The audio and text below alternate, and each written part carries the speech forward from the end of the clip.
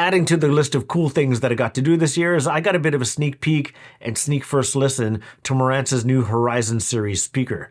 These are single speakers that are able to fill a fairly big room with full immersive sound.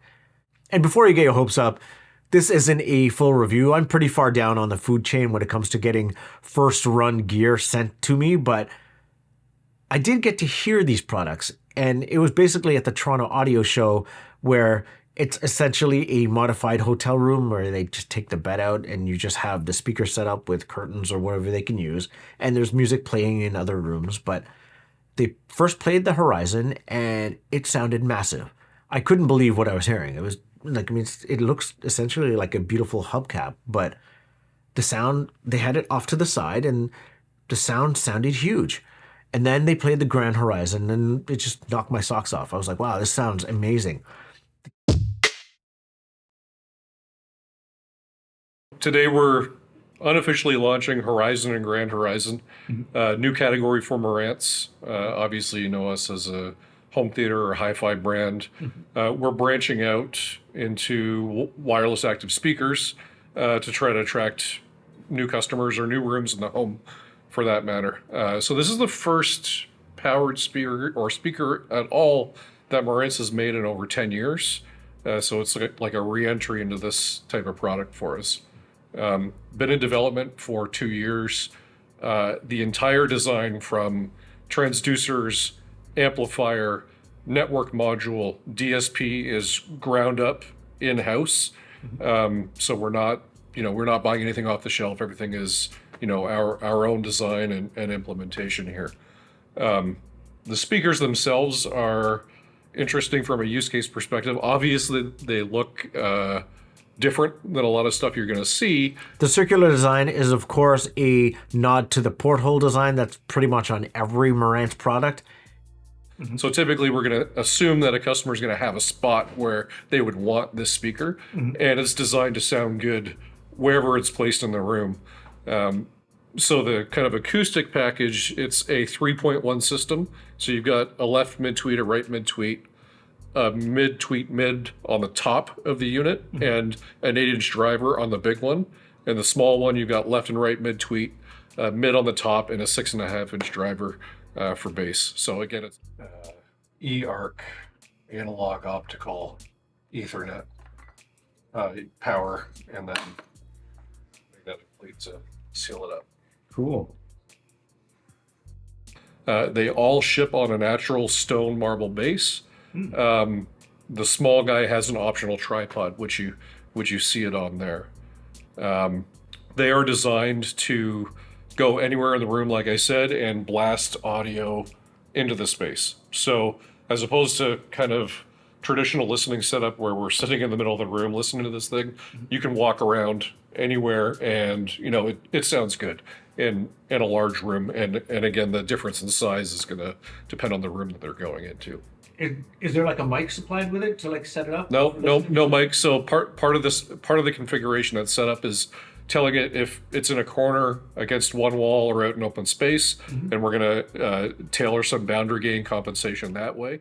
We've got warmth, spaciousness, and clarity control. So the interesting thing with these adjustments is if you look at the speaker as well, the warmth control also ties into the light show of the speaker. Oh, fun.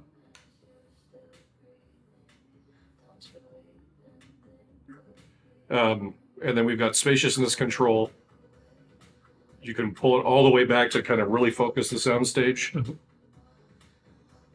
or ramp it up, and then clarity.